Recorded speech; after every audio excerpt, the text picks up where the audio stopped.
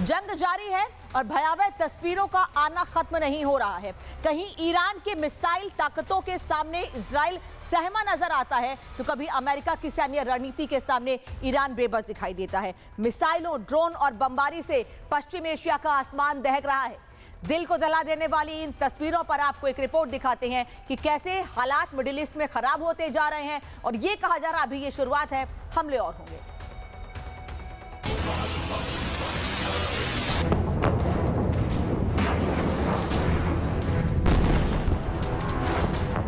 एक बार फिर दहला तेहरान, ईरान ने की मिसाइलों की बौछार। IRGC का आदेश, प्रदर्शनकारियों पर चलेगी गोली।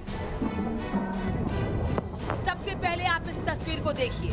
खतरनाक जंग की ये पहली तस्वीर राजधानी तेहरान की है, जहां करीब 5:30 बजे जोरदार धमाका हुआ और पूरा इलाका दहल उठा। रिपोर्ट्स के मुताबिक इजराइल ने ईरान के कई अहम ठिकानों और बुनियादी ढांचों को निशाना बनाते हुए बड़े पैमाने पर हमले किए। शहर के अलग अलग हिस्सों में विस्फोटकों की आवाजें सुनाई दी और आसमान में धुएं के गुब्बार उठते दिखाई दिए। वहीं जवाबी कार्रवाई में ईरान ने भी इजराइल पर मिसाइलों की बौछार कर दी। ईरान की खैबर यानी खुर्रम शहर 4 बैलिस्टिक मिसाइलें तेल अवीव की ओर दागी गई।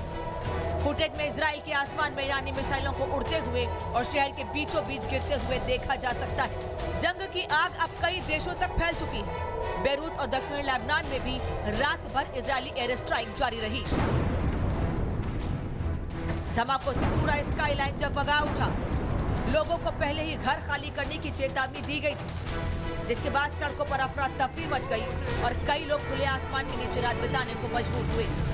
लेकिन इस बीच IRGC ने ईरान में किसी भी तरह के प्रदर्शन पर सख्त रोक लगा दी है। चेतावनी दी गई है कि प्रदर्शन करने वालों को इजराइल का एजेंट माना जाएगा और उन पर गोली चलाई जा सकती है। तनाव की आग से भला खाड़ी देश कैसे बचे रह सकते थे।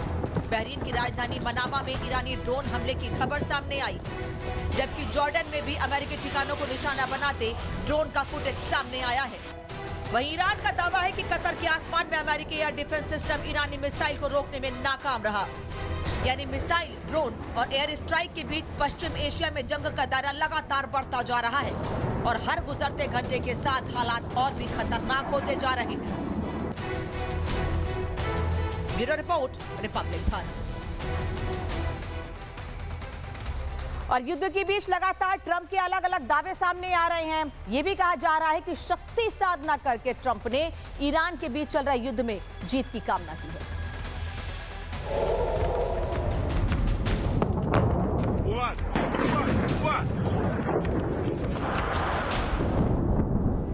जंग का बढ़ता दायरा, ट्रंप की शक्ति साधना।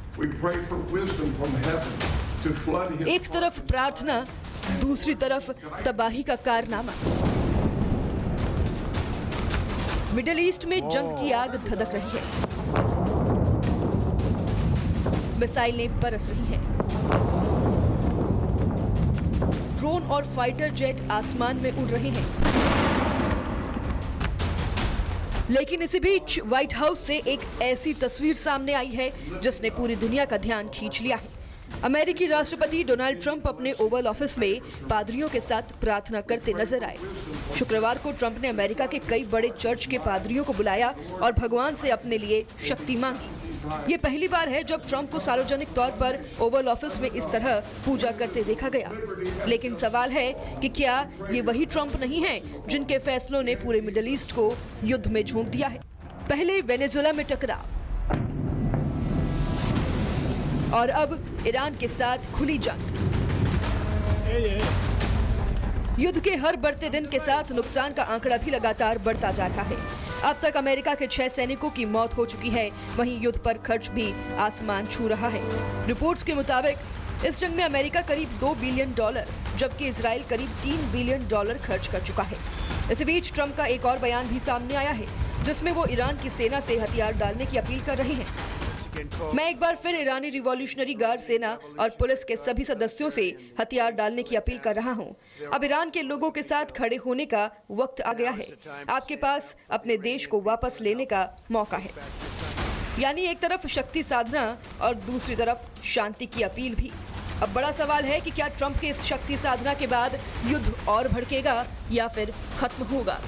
क्योंकि जब तक आसमान में तबाही की मिसाइलें उड़ती रहेंगी तब तक प्रार्थनाओं से ज्यादा दुनिया को शांति के फैसलों की जरूरत होगी। Bureau report, Republic Bharat.